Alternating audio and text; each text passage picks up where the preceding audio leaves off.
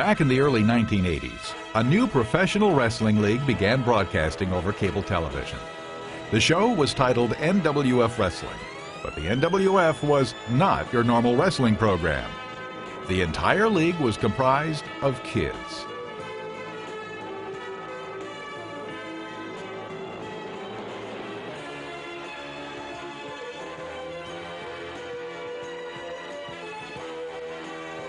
The NWF was owned and operated by a young and talented 14-year-old kid named Sean Crossan. Nationwide, from coast to coast, east to west, north to south. We're ready for our first match. In LA, it will be you'll see an exciting match. Sean was a dreamer. Sean saw the big vision. I don't know if there's another person around in America back then that could do the things he did. I mean, you hear about it now all the time, but... That's initially what struck me about Sean, was that he was intelligent, he had people skills, he was able to speak to people on a relatively personal level. I don't think, there's no question the show wouldn't have done anything if it weren't for Sean. You know, he was the one who thought that the show was big. I mean, the amount of work he put into that is just insane when I sit back and think about it. I mean, I had other things going on. I had football and hockey and baseball, and then I'd have to leave a week here and leave there. But that was, I mean, he consumed him. He wanted it to be big. He wanted it to grow into that WWF, you know, or that AWA. He wanted the show to go far places, and he had a lot of ambition to make that happen. From good guys to bad guys, with body slams and flying drop kicks, they produced a weekly cable program enjoyed by kids and adults alike all across the country. I was thinking to myself, well, you know, if we're doing this in the Twin Cities area, why not send this out all over the country? Why just leave it to the Twin Cities?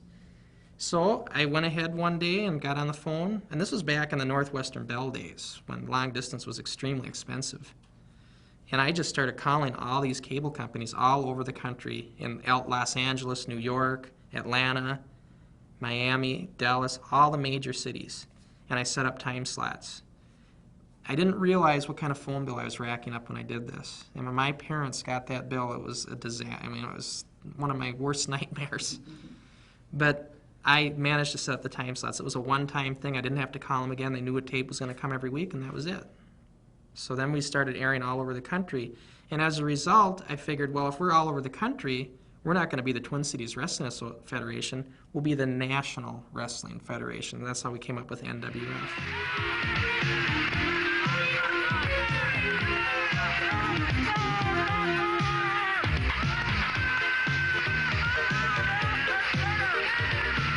When I started to think about it the most was there was a kid.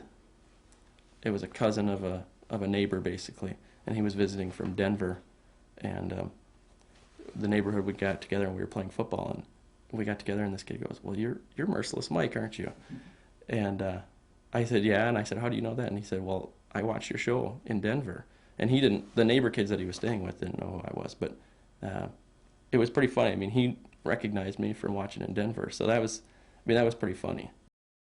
They even promoted and held live public events at local arenas in front of hundreds of loyal fans. The way it went down was, after school, myself and Jason and Matt used to always get together sometimes after school and meet at Han's Bakery, which was right outside the school, it's a little bakery. You get donuts or whatever. And we always would meet there, and so one day we met there, we had a few donuts, and then we started walking down 7th Avenue in Anoka to Main Street. And we were just going to go downtown. So we got to the corner of 7th and Main, that's where the Anoka movie theater is, still is. And we started walking down Main Street, and the next building's the Anoka Armory. And there was a sign out front, it said, upcoming gun show or something. And I'm looking at the sign while we're walking, and I just stopped and I said, you know, you guys, what about if we were to put an event on at the Anoka Armory for our wrestling show? I thought he was off his crackers. Like, who's going to pay to come to the Anoka Armory to watch us try and wrestle? You know, I mean, who's going to do that? I thought he was crazy. I thought the idea of an armory event was very ambitious. And initially I was kind of wondering if we had bit off more than we could chew. And Jason's just shaking his head, and I'm like, well, we're going to go in and see. Let's just go in. So I convinced him to come in with me. I went and talked to the drill sergeant there. They gave us a tour of the place. It was perfect. I go into the Sunoco Armory, and I see this huge auditorium setting with this big floor. And they have dressing rooms. They got they got showers and stuff for afterwards. They got concession area. They got all these folding chairs to go around the ring. It was perfect. And I am convinced, walking out of that armory, that this is going to work. We are going to do the Anoka Armory. It's going to work. There was not a doubt in my mind. I don't know what Matt was thinking, but as we were walking out, and I'm of course, I'm buzzing from ear to ear, and I'm saying, Jason, we're going to this armory. We're going to do this. And Jason's like, oh, wait a minute. He's like, I think you're biting off way more than you can chew on this. This is a huge thing, and we don't even have a ring, Sean, to go into the armory with, and we didn't. We had that ring in my garage. That isn't going to work. And I'm thinking what Jason's saying, he's right. It's going to take work, but we can do this. We can go into that armory. We can make it work. An armory event, there were actually tickets being sold, and that worried the hell out of me. Why? Well, you're a kid. You're dealing with money. It's the same as the adult life, but it was for the age that I was at, that just seemed like such a grandiose undertaking that I could barely wrap my mind around it. Once I decided to do the Anoka Armory, the first thing to do then was to let the league know what we're doing. And I knew I needed all of them behind me. So in order to get their support, I had to explain to them what we're going to do. So at one of our practice sessions, I had a meeting with everybody. I said, fellas, this is what's going to happen. Friday, May 9th, 1986, we're going to the Anoka Armory. We're going to hold on an event. People are going to pay money to see us. It's going to be like a regular big show. And I can remember all the eyes just glowing, of some in awe, some in fear, But by the time I was done with that meeting, they were ecstatic. Because then it set in what we were going to do. The idea to take our show in public for the very first time, have people pay money to come see us, it excited everybody. I said, now before you guys get too excited, this is what has to happen. We've got all these flyers, we've got all these tickets. You got to put up as many of these flyers as you can all around town. You got to sell as many of these tickets as you can. I don't care if you sell them to your neighbors, whoever, but sell the tickets, bring back the money, because we need to raise money to build the ring and to pay for the additional expenses at the armory. So that was the plan. So I got them motivated, I got them excited, and I got them interested to do this. That's all I had to do with them. I let them do their work by doing what I just said, and it just worked. And they did what they had to. They pushed those ticket sales. I think we had 60, 70 tickets sold in advance just from the kids. But there was some eventual organization. I mean, Sean's still to this day, he can be a very persuasive person. When he wants to give you his point of view, his argument per se, he's very persuasive at that, and he kind of convinced me that we were ready enough. I honestly didn't think it was going to work. I had I thought we took it from a backyard fun thing to this, and I thought there's no way this is going to work. I just had mixed emotions, because this was the one event this was my dream event. This was the event that a few months ago I was telling that production crew that this was my goal if I had no unlimited expenses. And now it was about to come true. And I was full of mixed emotions. On one side, I was worried. I was worried about ticket sales. I was worried about gate attendance. I was worried if we'd have enough money from the gate to pay for the armory, because we had not done that yet. On the other hand, I was extremely excited to go out there and perform in front of people. So I was excited and I was worried. And that's what I was feeling that whole week. As far as worrying, I was worried about them gate sales, but excitement, I was excited. And I can remember my music at the time was Eye of the Tiger when I go out to the ring. I can remember being in my living room and putting Eye of the Tiger on the stereo and practicing going down to the ring. Several times. Drove my sisters nuts. But Yeah, I was excited, but I was worried.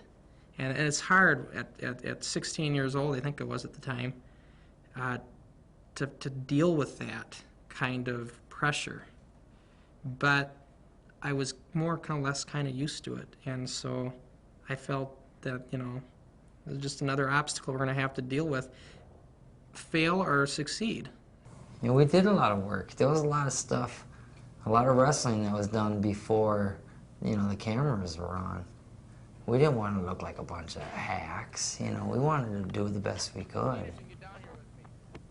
And, Sean brought that out, he didn't want us, it was his baby. He didn't want us to look like a bunch of idiots. He wanted us to, do the very best we could.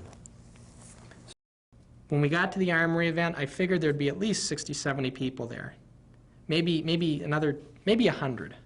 None of us expected 300 people. And when there was that, I remember the monitors, there's a lot to do for the Armory. We had to, get the ring set up. We had to put the lighting unit up. I didn't even think of concessions, so I had the Blaine Johnsonville Lions Club come in and do concessions for us because I didn't want to deal with that. We had the ticket counter set up, which I had a few parents volunteer to do that. And then, so we got everything set up. I wired a monitor into the locker room from our stationary camera that was going to film it outside. So we could see what's going on, know when we had to come out, whatever. Somebody, I think it was my dad that came in and said, you guys got 300 people out here. There's 300 people there, and I'm looking at that monitor, and all of us crowd around the monitor because nobody's really paying attention. And, you could just see all these people crowding the ring in these chairs, and it's like, this was the first time, we'd done the show for a couple years, we'd never done it in front of anybody. So then everybody, myself, start getting nervous. We're going to go out in front of people now and do this. What are they going to think? What's it going to be, everybody's a little nervous. I remember that. I remember looking out the door, and Sean was next to me, and I don't know that we were necessarily expecting as many people as we got. And looking out the side door rather, seeing all these people pile up, and all of a sudden there's 300 people, and we're like, oh man, we got a crowd here. The deal's on. We got to put on a show. Welcome to the NWF Junior Professional Wrestling.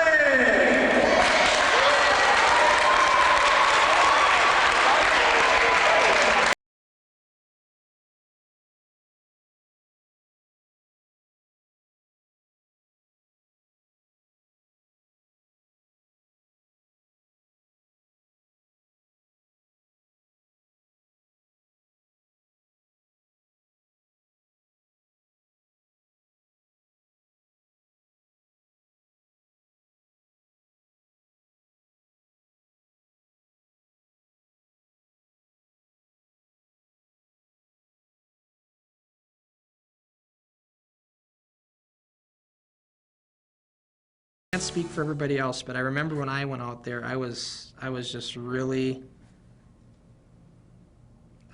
excited. I was waiting for this moment. This was what I wanted when I told that production company a few months ago, that I wanted to be in front of a live audience doing this. And when you come down there, and of course all these people are fans of the show, so they know who the good guys are, who the bad guys are for the most part. So then they cheer you as you go to the ring. There's nothing like that. I can't put that in words, what that feels like when you're getting cheered. And more so than that, then the match goes on, it's a good match. When I'm done, I start to leave, and all these kids, 7, 8, 9, 10-year-olds, come up to me, crowding me, wanting my autograph, which I did not expect.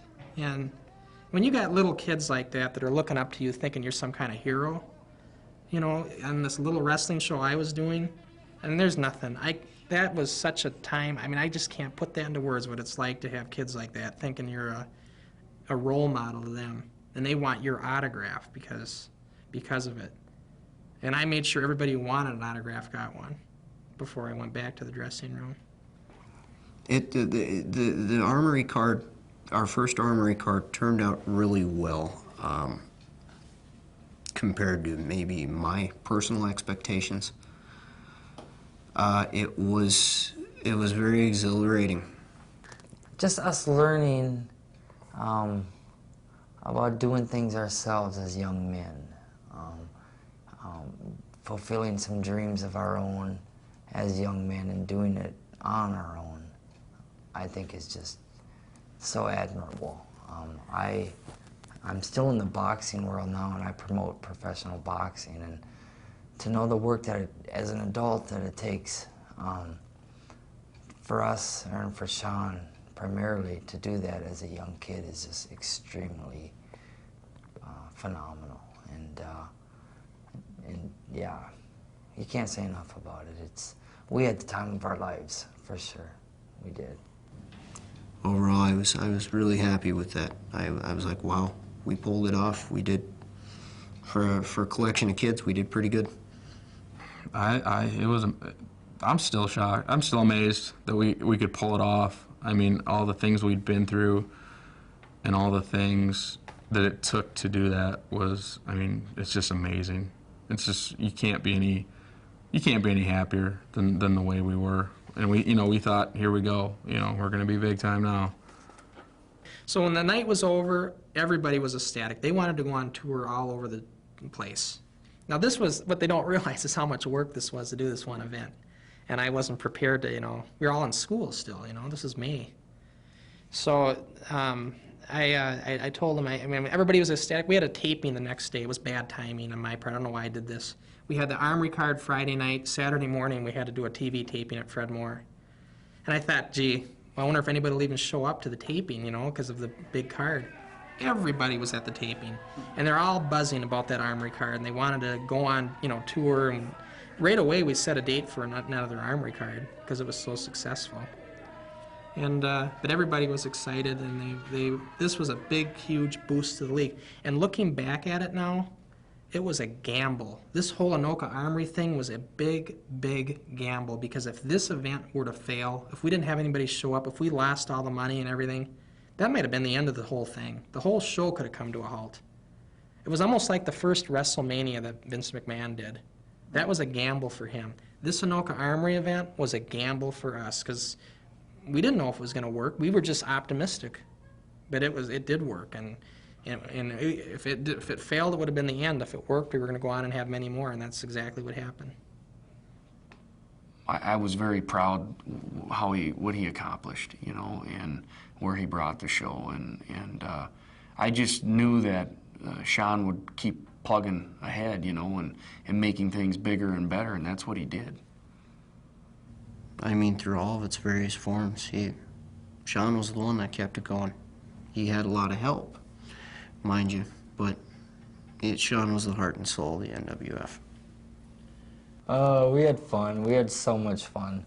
And God bless Sean and the league and the cable company for letting us do it. And, yeah, we still talk about it today. Yeah, it was great. It was a definite impact on our lives. It still carries on. The kids look at the pictures, they laugh at us for it, and it's neat. And I hope kids out there do it and keep on doing it, and I hope it continues, for sure. There's not enough Sean Crossens in the world. There's not enough kids like us, that are just willing to go and do it. It was a rare group of kids, a rare time, and it all happened. And I think everything happens for a reason, and the reasons are evident, I'm sure, here in all your stories that you're getting from the league. I think the proudest moment was that very first Armory card, when we did it, when we actually, when all the odds were against us on that first Armory event. That really, looking back, shouldn't have worked. We didn't have the money to do it. It was just, and to know that we went out and set a goal and actually did it, that's what made me the proudest, to know that everybody worked together in our league. It was like a family in the locker room. We all worked together to make that event work. And a lot of the people like to look at me and say, I'm the one that did all this, but I look at them and say, if you guys weren't here, none of this would have been possible. What am I going to do, a show by myself? It took us as a unit to work together.